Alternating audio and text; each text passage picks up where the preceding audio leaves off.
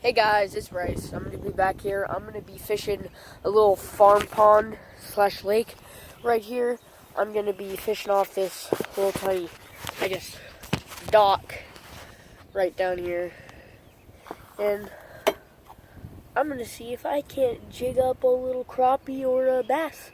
And it's kind of local out in the country, but black crappie is what we got here in bass. I'm going to be trying to catch a bass, but let me go get set up and we'll get right into it. Okay, I'm back. Let me just get the there we go. Final position up. I'm going to be fishing with this tiny little white jig with pink on it, and I'm just going to be jigging right underneath here with this, in this little pocket.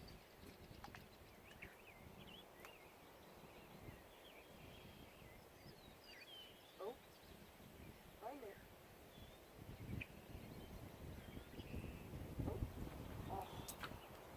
Right out of his mouth. Jig might be a little big for these guys. Oh no.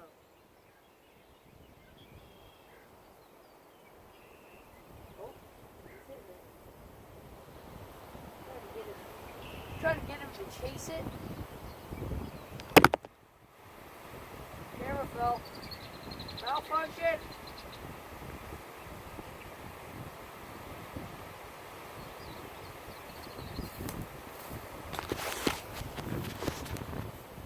Apparently my camera doesn't want to work today, so it's just going to fall over every once in a while. But that'll just be part of it, I guess.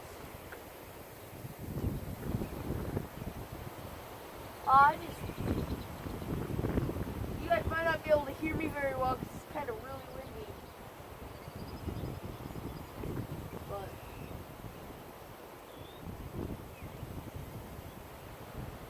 this room might be a little too big for me.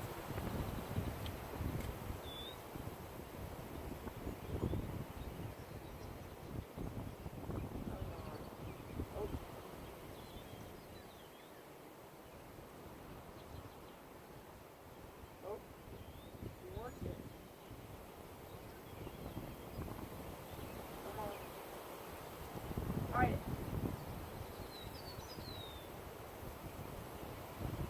He keeps on nipping at it. I'm going to switch to a smaller jig. See if I can't get the fish for you guys here. He just does not want to eat that one. This one should catch the living crap out.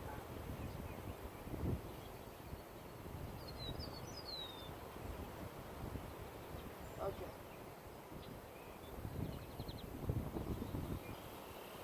I switched to a smaller white jig.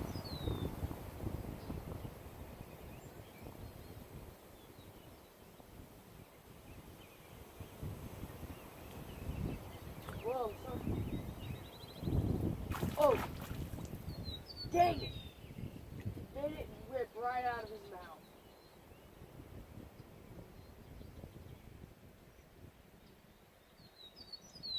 Oh! Crappie are going insane down here. Perfect. Oh! Got a big old crappie for you guys. I am fishing down here at this little farm pond, man. This thing just got insane, enormous crappie down here. This isn't, compared to the size of my hand, once I get him off this hook right here, guys, I'll show you how truly enormous this crappie is. Look at this big old, nice crappie. He's got some nice height on him. Peeing a little bit, but that's fine. This is a big crappie. If I can get my hand out here, I'll kind of show you guys in comparison to my hand how truly big this fish is. This is a black crappie, so they do grow quite big. And I'm fishing down here on this little lure, white jig, nothing much. But here, let me lay him down right here so you guys can get kind of an up perspective on how big this fish truly is. That's a big fish compared to my hand, man. That's a big fish. But that's basically how big this fish is. But big fish. If I can snap a picture. Can you snap pictures? Okay. Okay. Let me release this little guy, and we'll get back to it. Get me jigging. That was just an enormous, really, really good sized crappie.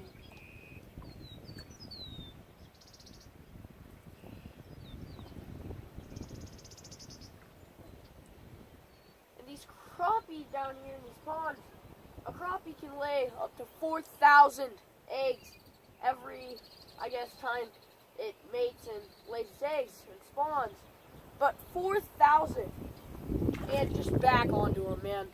I am just sitting down here jigging the living crap out of these crappie. This one's definitely much smaller, as you can tell, but just let him right back. I don't got a whole lot of things to do with these fish, man. Not like I'm going to be filleting them.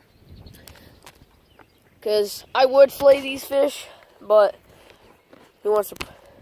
It's a cold day. I don't want to be sitting out here filleting for I don't know how long, dealing with filleting fish, you know. There, that's a little bit better camera angle for you guys onto where I'm jigging. Just jigging right below this tree right here. And they're just slaying it, man. As you can see, I'm keeping about a foot and a half worth of line on my pole. And I'm just getting it towards that bottom right to where they're feeding and just letting them slay it. Normally you wouldn't be able to, I guess, do this in a pond, but since this pond's since we've had a lot of rain here in Iowa, which is where I live and fish, since we've had that much rain, you know, pond's up high, fish are up high towards that grass, and you know, all the bugs out of it, so you can really just jig it right off the end of the bank, and they'll still bite. Normally that won't work in a super upkept pond that has, I don't know, deepest part. This pond, probably the deepest part of it's 60 feet. We've got walleye, catfish, bullhead, bluegill, bass, striped bass, which are annoying, but we've got them in here. Really nothing to keep them out. But, yeah, we've got all sorts of fish in here. Although the one fish we don't have, which I wish we had, was like northern pike, which they're more fun to catch than they are to, I guess, put in and everything. Because they kind of eat quite a bit, so it takes a little bit to keep them in here. See if I can let a little bit more length on my line. Kind of walk jig it.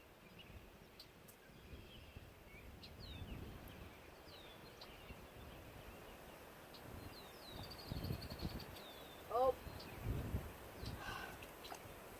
They're not biting like they were a couple seconds ago. Oh, they're really stuck in the tree.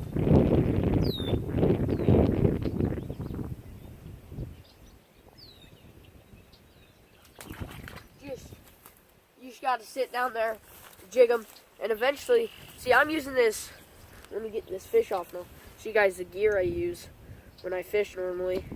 Ooh. This is another decent size, actually a pretty big black crappie. And I'll kind of show you guys up close what this black crappie kind of look like and how they...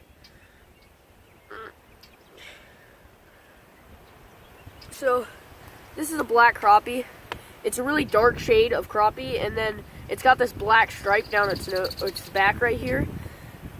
And then it's got a dark underside, so you can kind of easily tell the difference between, oh, he's feisty, a regular crappie and a black crappie, because there's no pretty noticeable difference. But let me let this guy back in there.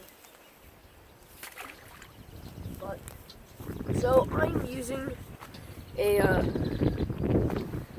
speed stick. This is the name of my pole. If I don't get it stuck in a tree. But speed stick, and then I've got a speed spin as my reel. It's kind of a pot rod reel combo. About 60 bucks. You can find it, I think, at Walmart. And if not, just, I guess, to order it online. Amazon's our shop now. But, and then this white jig, man. It works most of all the ponds you'll find in Iowa. this jig right here, this pink bright head and this white lure, no matter your weather conditions, where it is, the crappie will bite on it. They don't care.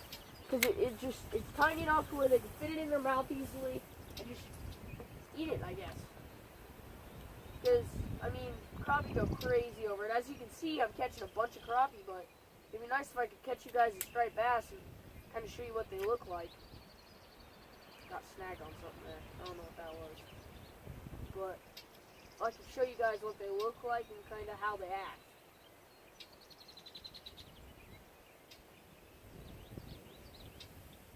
But just jigging it up and down right off the bank and get these fish to think it's a bug or something. Kind of a little worm fell off the plant. And since this water's up so high, because the beaver plugged the drain pipe, it goes down into the spillway.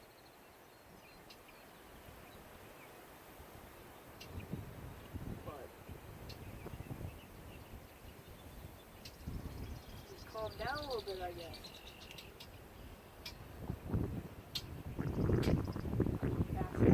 Over here towards the end of the dock. Pull one from over here.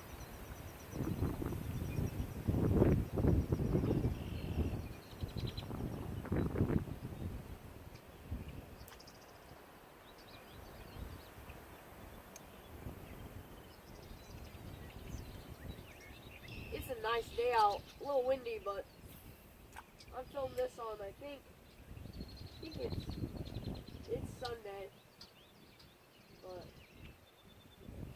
you get that jig up high and let it sink back to the bottom, so your line goes slack, and then go back up to the top. Do that, and it kind of makes it look like the worm's going up, down, so it makes it look like an actual, well, I guess worm. They can't swim hard enough to get up all the way, but they can get up and then drop back down.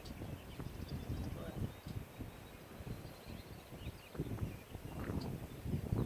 it's not biting, man.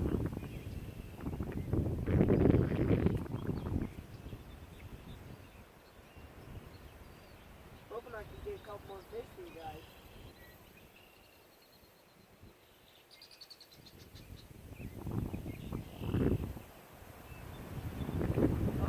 Another big gust of wind.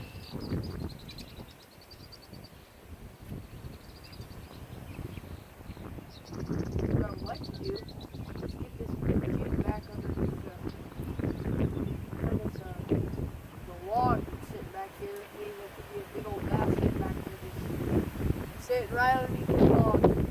These fish like to stick next to structures, eat stuff or fall off of them. Moss kind of collects on structures. A lot of moss, of course it do. And my wheel structure. I do this back.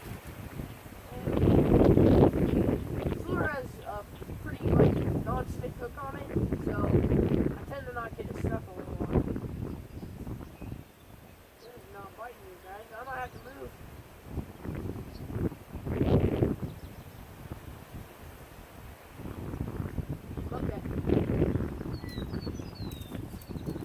I'm going to head out and move to the corner over here and see if we can get a striped bass to show you guys what they look like.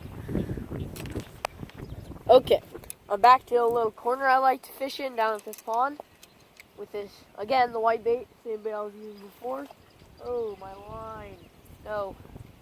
See, the thing with open reels is you get rat's nests. That's what they're called. And they're really annoying. And it's just when your line spools up, because the open reel, it's got a motion to where as you reel in, it'll go out. Like the reel itself will push in and out.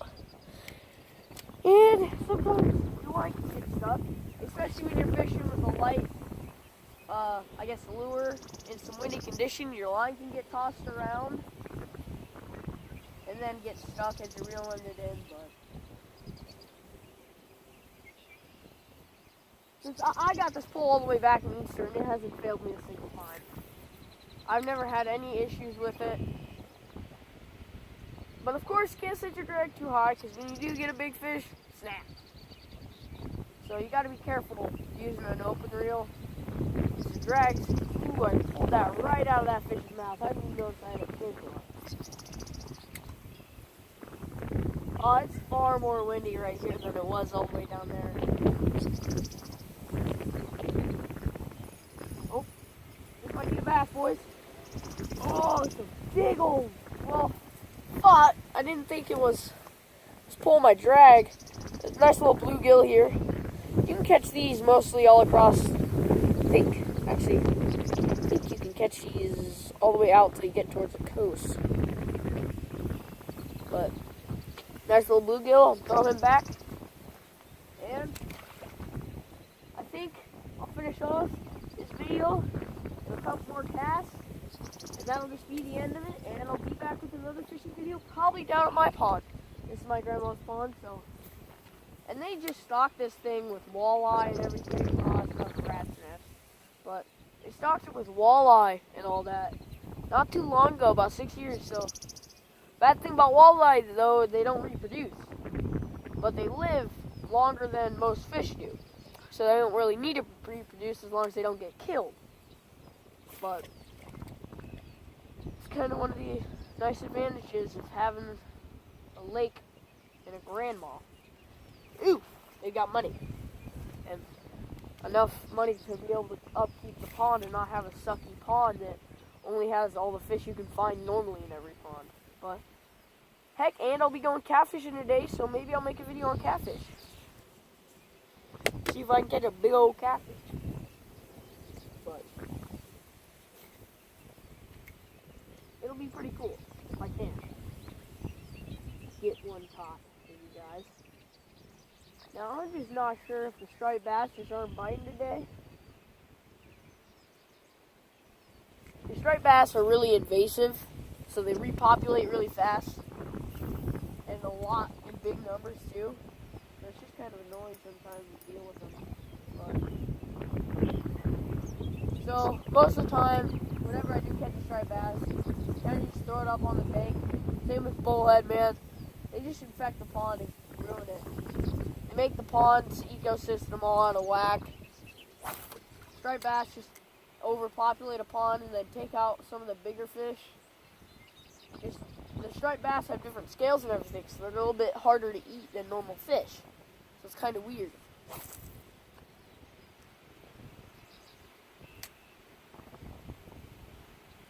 But the bite might have just stopped. I don't know. All I know right now, I'm not catching fish.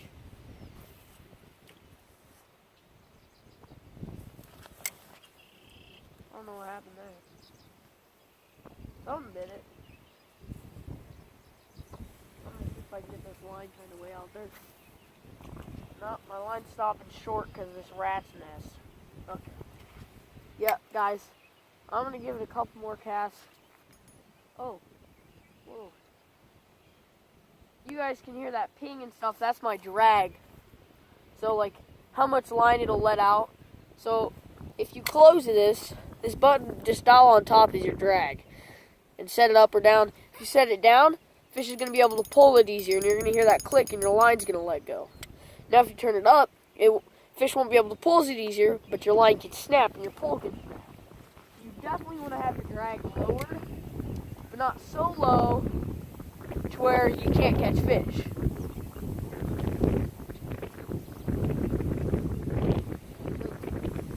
But I think I'm going to end it here. Nice 20-minute video for you guys. Haven't been posting in a while. Since it's towards summer, school's going to end, I'll be posting a lot more. And I think that is it for today. We'll see you guys in the next one. Later.